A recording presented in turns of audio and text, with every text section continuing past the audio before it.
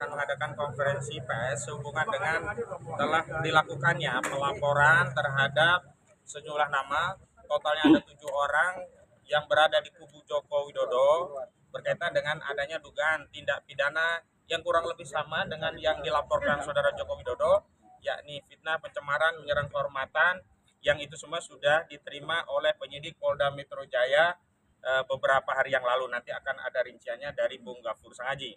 Namun ada beberapa hal yang penting dari tim advokasi yang mengadvokasi kasus ini, khususnya terkait laporan yang disampaikan oleh KRMT Roy Suryo Noto di Projo, yakni sebagai berikut. Yang pertama, sejak diundangkannya KUHP yang baru, Kitab Undang-Undang Hukum Pidana yang baru di 2023 yang lalu, yakni Undang-Undang Nomor 1 Tahun 2023 tentang KUHP, undang-undang tersebut ada jeda 3 tahun dan baru efektif berlaku per 2 Januari 2026. Namun yang menarik bahwa norma tentang pelanggaran fitnah, pencemaran, menyerang kehormatan itu tetap diadopsi dan menjadi satu kejahatan juga. Sehingga meskipun ada KUHP yang baru, setiap orang siapapun tidak bisa atau tidak boleh melakukan penghinaan, pencemaran, menyerang kehormatan kepada siapapun dan dengan sarana apapun, termasuk melalui sosial media. Nah, dengan demikian bahwa hari ini kami ingin menguji dua hal. Yang pertama, apakah prinsip-prinsip equality before the law, yang itu merupakan asas yang sangat prinsipal yang juga diadopsi dalam KUHP yang baru, artinya setiap warga negara berkedudukan sama di hadapan hukum, itu juga akan diperlakukan sama secara hukum oleh penyidik Polda Metro Jaya. Kenapa? Karena pada saat saudara Joko Widodo 30 April 2025 yang lalu membuat laporan polisi berkaitan dengan dugaan fitnah, pencemaran dan menyerang kehormatan melalui sarana ITE, penyidik Polda Metro Jaya begitu gegap gempita cepat langsung melakukan proses penyelidikan dan penyidikan setelah menerbitkan LP. Nah, kita akan uji apakah jika laporan itu dilakukan oleh klien kami KRMT Roy Suryonoto di Projo itu juga akan mendapat reaksi yang sama. Setidaknya saat ini kami apresiasi dari sisi penerimaan LP sudah diterbitkan LP, tetapi tidak cukup dengan hanya menumpuk LP dalam berkas. Kami juga ingin melihat lebih lanjut apakah polisi juga equality dalam konteks melakukan penyelidikan dan penyidikan, bahkan menetapkan 7 orang tersangka yang dilaporkan oleh klien kami. Jadi tidak sekedar formilnya sudah diterima LP, tetapi tindak lanjutnya. Yang kedua, kami ingin tegaskan sikap kesatria klien kami yang tidak saja melaporkan peristiwa, tetapi spesifik juga menyebutkan nama-nama yang nanti juga akan dijelaskan Bung Gafur, yang itu mengkonfirmasi bahwa klien kami tidak ingin mengekstensifikasi laporan ini kepada banyak pihak, seolah-olah nanti akan banyak pihak yang tertuduh dilaporkan. Ini berbeda sekali dengan laporan saudara Joko Widodo yang saat itu hanya mengaku melaporkan peristiwa saja, tidak menyebut nama, tapi ternyata dalam LP yang dia tanda tangani itu justru sudah ada nama-nama. Bahkan nama-nama itu kan menjadi meluas, yang tadinya hanya 5 inisial, terakhir meningkat menjadi 12 orang terlapor, dan kita ketahui ada 3 layer saat itu. Layer pertama layer aktivis, layer kedua akademisi, dan layer ketiga itu adalah layer media atau YouTuber. Namun dalam perjalanannya kami bersyukur klien-klien kami yang ada di layer media atau juga YouTuber yang saat itu juga kami tangani, diantaranya mantan Ketua Komisi Pemberantasan Korupsi KPK Abraham Samad, tidak naik dalam konteks menjadi penyidikan dijadikan tersangka. Tetapi bukan itu poinnya. Poinnya memang sebenarnya apa yang dialami atau yang dilakukan oleh Roy Suryo dan kawan-kawan itu adalah konteksnya sedang melakukan penelitian yang memang kesimpulannya menyatakan ijazah saudara Joko Widodo palsu, bahwa tentu saja saudara Jokowi tidak akan senang dan juga pendukungnya akan kecewa berat, meradang, meronta-ronta, ya gulung-gulung begitu ya, karena kesimpulan itu palsu itu hal yang lain. Tetapi itu adalah konteks dalam konteks penelitian, dan hari ini justru tidak ada konteks penelitian sama sekali. Apa yang dilakukan oleh kubu Jokowi melalui sejumlah nama, diantaranya adalah Mo1, Irjen Mo1, nanti ada penjelasan yang lainnya, itu sama sekali tidak punya underlying sebagai peneliti atau apapun. Bahasa-bahasanya bahasa frontal, bahasa yang tidak mungkin bisa ditafsirkan kecuali itu penghinaan, kecuali itu adalah suatu penyerangan kehormatan. Jadi tidak butuh ahli bahasa, tidak butuh ahli sosiologi, tidak butuh ahli psikologi, tapi kita semua orang yang punya nurani, punya akal sehat pasti akan setuju dan sependapat bahwa statement yang disampaikan oleh terlapor ini adalah tindakan-tindakan atau pernyataan yang terkategori menyerang kehormatan dan kemudian merendahkan marwah klien kami. Memang kami tak sampai hati untuk mengutip atau setidaknya mengcopy paste apa yang menjadi statement mereka karena terlalu menyakitkan ya, terlalu vulgar begitu. Namun yang jelas ketika polisi telah menerbitkan laporan berarti memang statement itu layak untuk dilakukan penyelidikan dan penyidikan.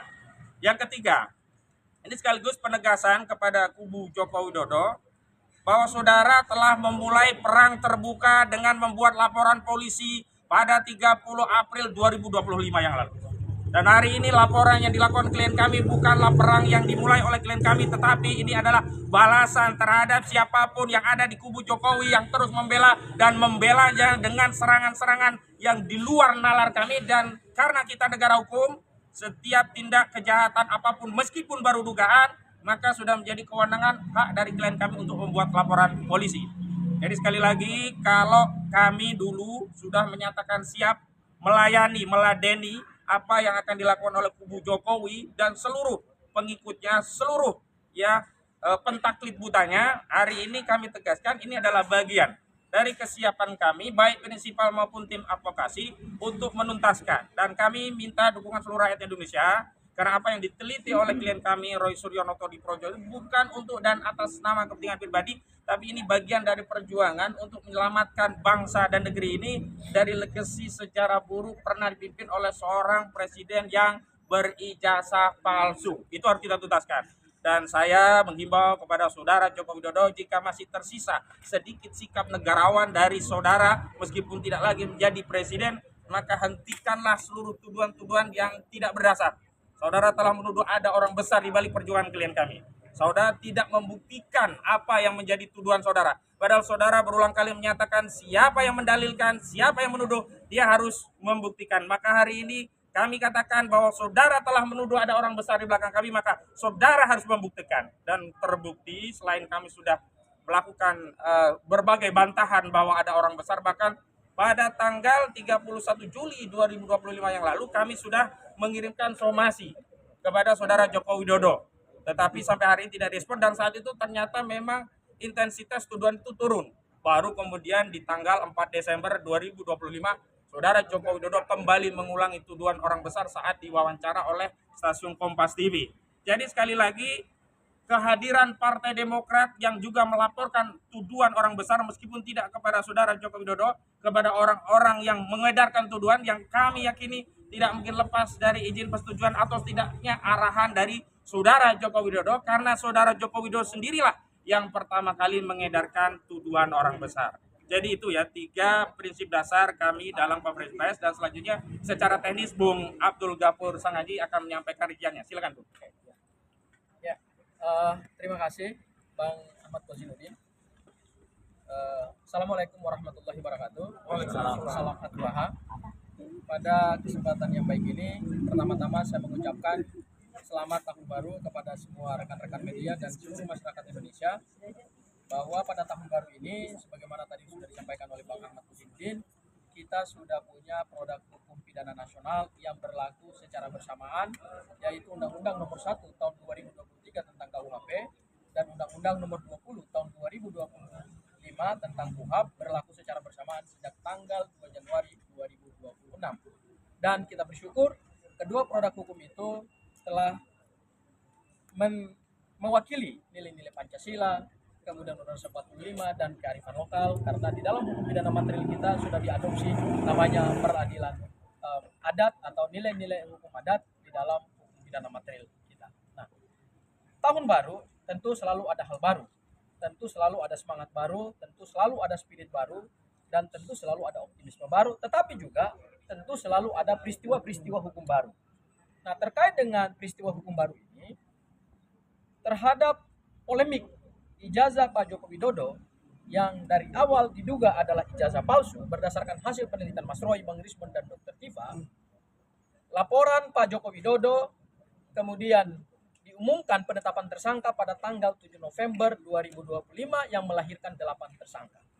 Hari ini, tanggal 8 Januari 2026, Mas Roy melaporkan 7 terlapor yang mereka tentu adalah pendukung Pak Joko Widodo.